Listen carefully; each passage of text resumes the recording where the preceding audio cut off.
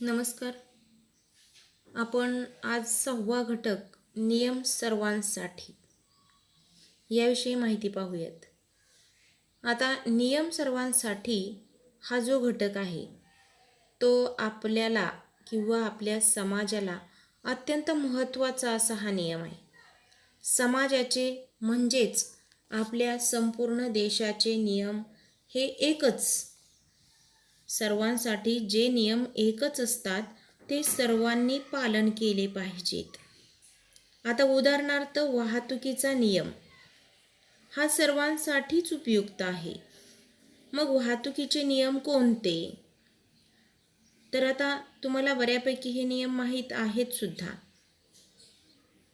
की वाहन चालवताना नेहमी आपण डाव्या बाजूनेच चालवावे.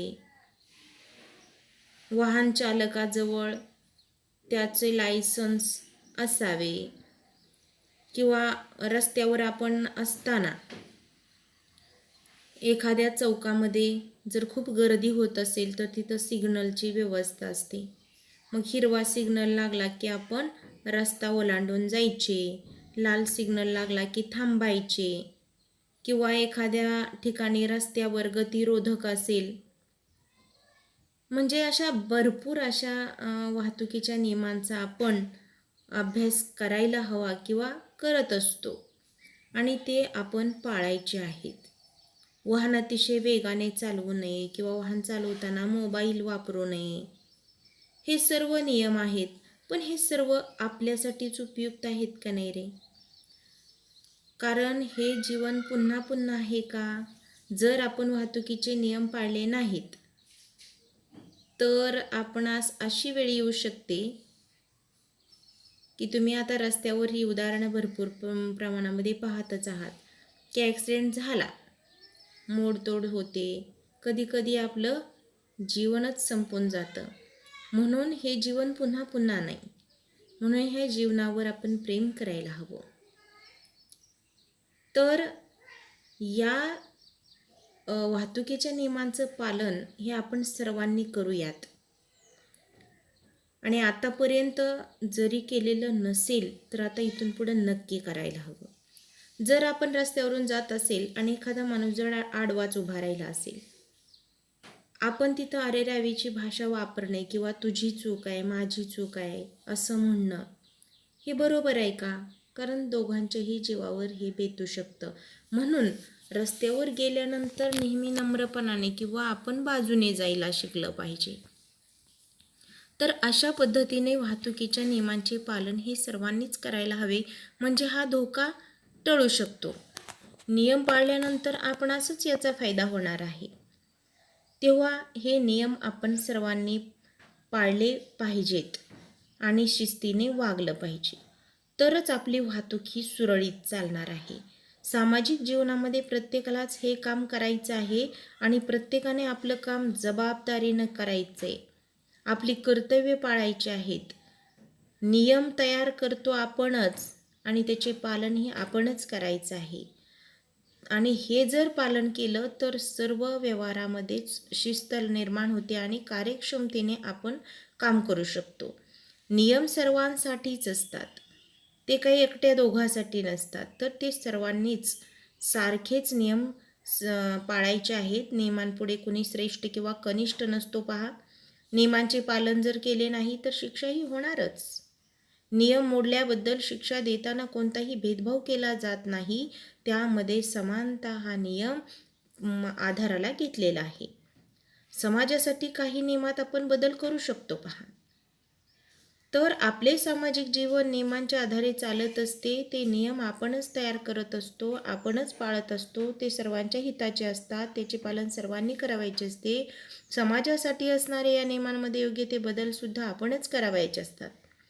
समाज नियमनासाठी केले जाणारे नियम हे निसर्गाचे नियम यामध्ये फरक आहे. निसर्गाचे व्यवहार निसर्गाच्या नियमानुसार चालतात.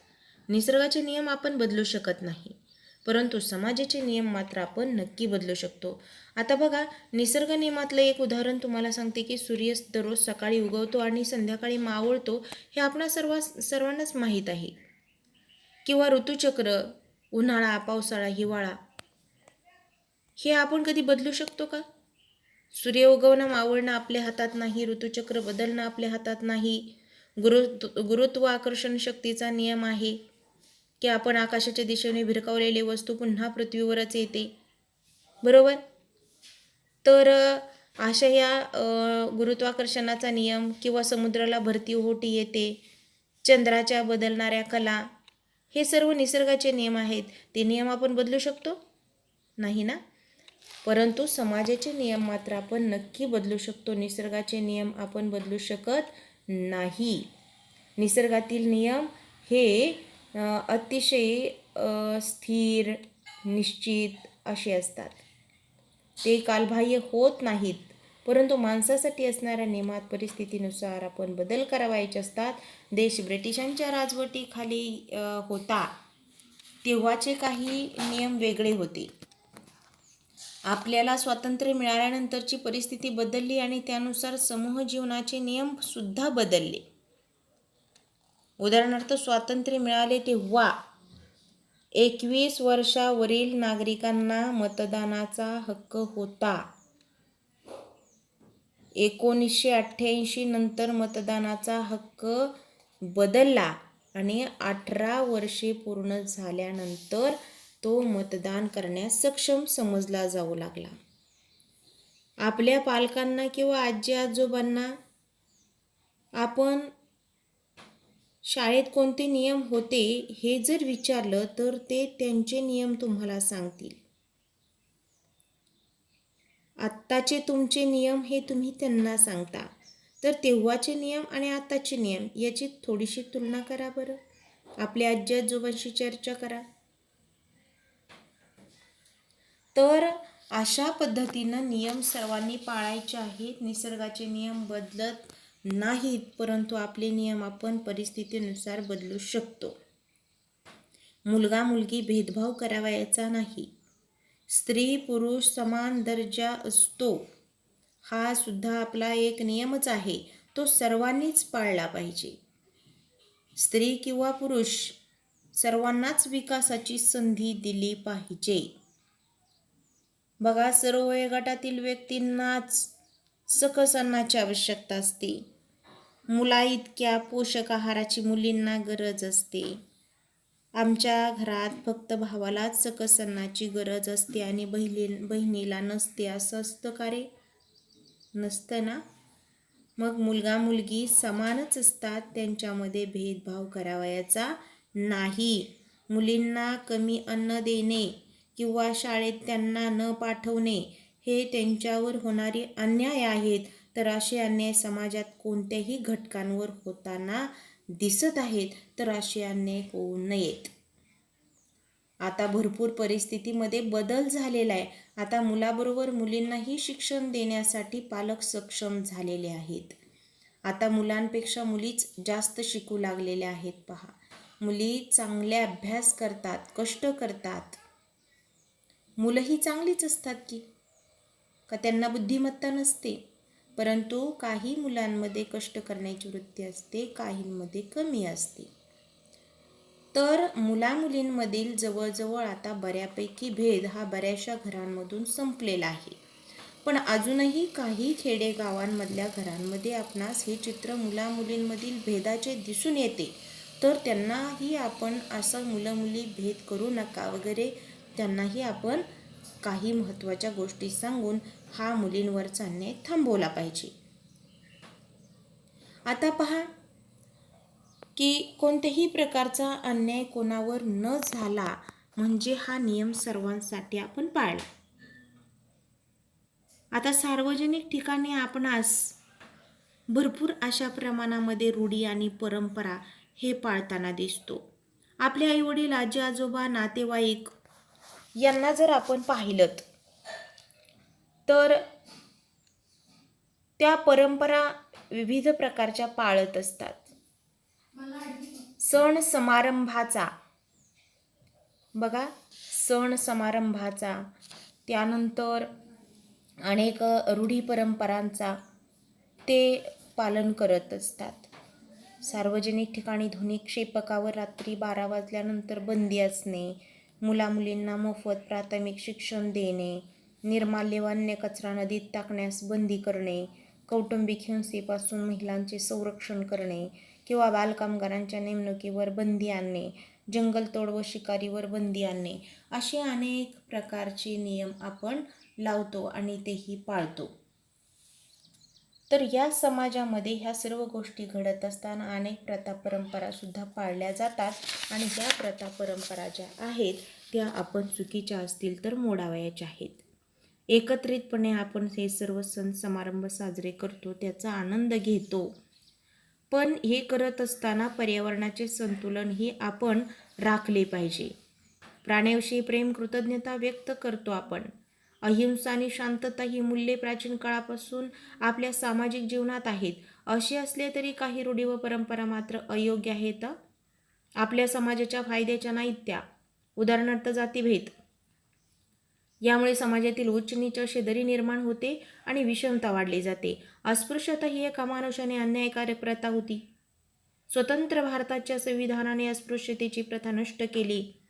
कित्येक वेळा कायदे करून अनिष्ट रूढींचे निर्मूलन करावे लागते. आपल्या देशात सती, बालविवाह म्हणजे लहानपणीच मुलींची लग्न व्हायची पहा. आणि सती जाणे म्हणजे एखादीचा पती जर वारला तर तिनं त्याच्याबरोबरच अग्नीत उडी टाकायची आणि तिनंही आपल्या जीवनाचा अंत करायचा. याला म्हणायचं सती जाणे. ह्या प्रथा परंपरा भरपूर अशा प्रमाणामध्ये उच्चाटन करण्यासाठी खूप समाजसेवकांनी कार्य केलेले आहे आणि या प्रथा बंद करून टाकलेल्या आहेत. जादूटोणा करून लोकांना फसवण्यावर बंदी घालणारा कायदा सर्वप्रथम महाराष्ट्रातच करण्यात आला. लग्नात हुंडा घेण्याच्या प्रथेला कायद्याने बंदी घातली आहे. तरी अजूनही हुंडा म्हणून नाही, परंतु पैशाच्या रूपानं किंवा आणखी वेगळ्या रूपानं अगदी गुपचूप का होईना पण हुंडा चालू आहे. बऱ्याच ठिकाणी हुंड्याच्या प्रथा मोडलेल्या आहेत. हुंडा देऊ नका, हुंडा घेऊ नका अशी भरपूर घोषवाक्य आपण ऐकतो, परंतु अजूनही ही प्रथा पूर्णपणे समूळ नष्ट झालेली नाही. तर या चुकीच्या रूढी परंपरा आपण समाजातल्या दूर करायला हव्या. शिक्षण घेता येणं ही सुद्धा आपल्यासाठी प्रगती करण्यासाठी एक संधी आहे. तर गरीब असो किंवा श्रीमंत असो, शिक्षणाचा अभाव नको. सर्वांना समान शिक्षण मिळायला हवं. सामाजिक जीवनातील ह्या मोठ्या अडचणी असतात आणि ह्या दूर करण्यासाठी आत्ता सध्या शासनसुद्धा 1ली ते 8वीपर्यंत पहा मोफत शिक्षण यावर त्यांनी भर दिलेला आहे. मोफत आणि सक्तीचं शिक्षण 1 ते 6 ते 14 वयोगटातल्या मुलांना मिळतंय पहा. तर यासाठी सुद्धा आपण अगदी काळजीपूर्वक वागायला हवं आणि ज्या प्रथा चांगल्या आहेत त्या नक्की आपण पाळूयात आणि ज्या वाईट आहेत किंवा अनिष्ट आहेत, समाजासाठी योग्य नाहीत, त्या आपण नेहमी दूर करण्याचा प्रयत्न करूया. तरच आपण पर्यावरणाचं रक्षण करू शकतो. समाजात समानता, न्याय प्रस्थापित करावायचे असेल तर असे कायदे फार आवश्यक आहेत. पर्यावरणाच्या रक्षणासाठी कायद्याची गरज असते. अनेक बाबींवर आपण बघा, अनेक बाबतीमध्ये आपण निसर्गावर अवलंबून असतो, तेव्हा अनेक गरजांची पूर्तता निसर्गामुळे होते. आपल्या नंतर येणाऱ्या पिढ्यांनाही नैसर्गिक साधनसंपत्ती पुरली पाहिजे. त्यासाठी आपण साधनसंपत्तीचे जतन केले पाहिजे, ती काळजीपूर्वक वापरली पाहिजे. आता उदाहरणार्थ पेट्रोल, डिझेल याचे साठे मर्यादित आहेत. तर हे जे साठे आहेत ते एक दिवस संपून जाऊ शकतात. म्हणून आपण जवळचा प्रवास करण्यासाठी चालत किंवा सायकलवर प्रवास करणे आवश्यक आहे. म्हणजे आपल्या पुढच्या पिढ्यांना हे इंधन हे पुरलं जाईल. तर ह्या काही सामाजिक समस्या किंवा प्रश्न सोडवणं हेही आपल्या हातात आहे. आता इथं एका चित्रामध्ये दिसते बघा, निरक्षरता, त्यानंतर बालविवाह, अंधश्रद्धा, बालकामगार, लहान मुलांना कामं लावणं अगदी जड वजनाची, म्हणजे हे सुद्धा फार चुकीचं आहे. तर हे सगळे सामाजिक प्रश्न आहेत, ते आपण थांबवायला हवेत आणि सगळे सामाजिक प्रश्न आपण सोडवायला हवेत. तर सर्वांसाठी सर्व नियम आहेत हे आपण आता पाहिलेलं आहे. तर या पाठामधून आपण पुन्हा एकदा सांगते पहा, काय लक्षात ठेवायचं, तर माणसांसाठी माणसांनीच नियम तयार केलेले आहेत, ते त्यामध्ये बदल करू शकतात. पूर्वीच्या काळी धार्मिक परंपरा आणि सामाजिक रूढी या स्वरूपामध्ये काही गोष्टी घडायच्या, तेव्हा त्यामधील अनिष्ट रूढींचा आपण नष्ट केल्या पाहिजेत. अमानुषाने अनिष्ट रूढी परंपरांचे विरोधात कायदे केलेले आहेत, ते आपण पाळले पाहिजेत. जातीभेद, स्त्री पुरुष विषमता आणि स्त्री शिक्षणाचा अभाव हे समाजातील अडथळे आपण दूर केले पाहिजेत, तरच खऱ्या अर्थाने आपल्या देशाचा विकास होणार आहे. आणि हे दूर करण्यासाठी महात्मा ज्योतिराव फुले, राजर्षी शाहू महाराज, डॉक्टर बाबासाहेब आंबेडकर यांनी सुद्धा भरपूर प्रयत्न केलेले आहेत. स्त्रियांच्या शिक्षणासाठी सावित्रीबाई फुले यांनी मोठा संघर्ष केलेला आहे. त्यांच्या सहकारी फातिमा शेख यांनी त्यांना मोलाची साथ दिलेली होती. महर्षी धोंडो केशव कर्वे यांनी स्त्री शिक्षणासाठी फार मोठे कार्य केलेले आहे.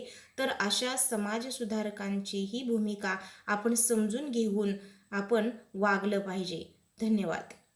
आता तुम्ही काय करायचं आहे, तर या पाठाचा जो स्वाध्याय आहे, तो स्वाध्याय हा पाठ नंबर 31 वर दिलेला आहे, तो स्वाध्याय सोडवायचा आहे. धडा संपलेला आहे.